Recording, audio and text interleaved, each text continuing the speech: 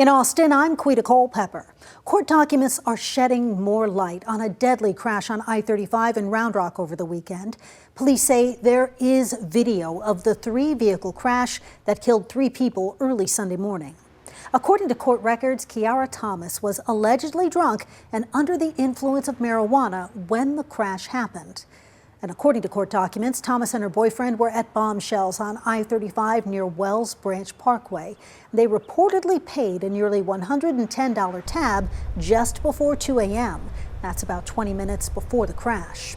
Police say Thomas told officers they were heading home to Temple when a car in front of them suddenly stopped. Thomas reportedly said she swerved and crashed into a silver car that was already on its roof. They say she also struck and killed 49-year-old Maximo Ramirez from Greenville, who had stopped to help people in that rollover crash. Thomas is now charged with manslaughter for Ramirez's death. Police described her as having bloodshot, watery eyes, swaying, and indifferent. The other victims are 38-year-old Augustin Guillen from Georgetown and 21-year-old Quinn Stiegel from Round Rock. Thomas has not been charged with their deaths. It's not clear yet if those 2 victims died in the previous crash or as a result of the crash with Thomas. A San Marcos man is now charged with arson for a fire at a Wimberley bar and restaurant last week. Officers from multiple law enforcement agencies arrested 24-year-old Aiden Dwyer Monday after serving a search warrant in Buna, north of Beaumont. He's charged with setting fire to Savage's hometown bar and grill early Friday morning. 1 person was hurt in that fire. Over in Burnett County, a fire burned for more than 24 hours at a tire recycling facility east of Burnett. Reliable tire disposal is right off State Highway 29. The sheriff's office did evacuate some homes and businesses nearby. The fire was contained as of 7:30 Monday night, but continued to burn for several hours. A South Austin homeless center is moving. It comes after people who live near the Sunrise Homeless Navigation Center on Menchaca Road complained that it was too close to Joslyn Elementary School. The executive director of Sunrise sent us a statement last night. It reads, quote, "We look forward to continuing to partner with the City of Austin to permanently resolve homelessness for as many individuals and families as possible," end quote. It's unclear when the move will happen. Bastrop's new mayor hopes to reunify his community.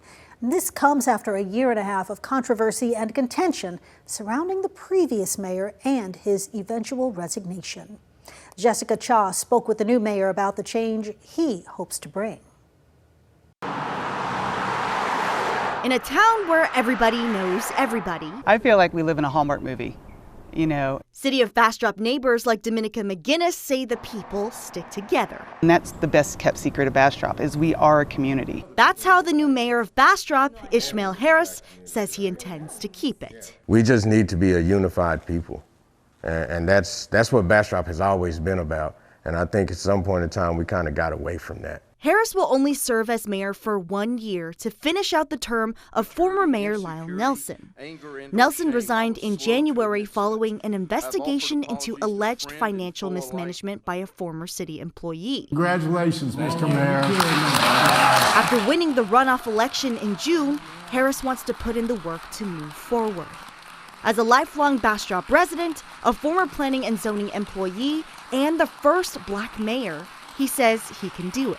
It's a lot of positivity in what we're doing. I think my leadership style is going to work really well for the council and the city. A year may not be a long time, but he says a main goal of his is to improve the quality of life for citizens, like upgrading their parks. Amongst our upgrades in the parks, we're going to have an ADA accessible park over at Minerva. So to have a regular playscape, ADA accessible playscape for the kids, as well as ADA accessible splash pad with wheelchair accessibilities. And another is preserving Bastrop's history. We're working on a Black historical district, which will be here on the south end of Bastrop. It's a lot of history for the Black community. We have a historical building, Paul Quinn AME Church here. McGinnis works at a law firm attached to it. It needs help in order to stay a vibrant part of the community. She says she's glad that under Harris's leadership, there will be more of a focus on this part of town. Yes, it's special that it's the first, Black person But that's just a blip on the radar. It's special because it's him. It's special because now we get to move forward. Moving forward in a town where everybody knows everybody. In Bastrop, Jessica Cha, KVUE News. Former Democratic Congressman Colin Allred wants another shot at the U.S. Senate. He announced his 2026 campaign Tuesday. This time, he hopes to unseat Senator John Cornyn, who's held the seat for more than 20 years. Daniel Perot has more on Allred throwing his hat into the ring. I've been a lot of things in life, but I've always been a fighter. Colin Allred kicking off another Senate campaign fight. Folks who play by the rules and keep the faith just can't seem to get ahead. But the folks who cut corners and cut deals, well, they're doing just fine. The former NFL linebacker served 3 terms in the U.S. House before his failed Senate bid last year. Allred compares his second Senate run to his efforts to make an NFL roster after going undrafted. It took me 2 tries to make it in the NFL.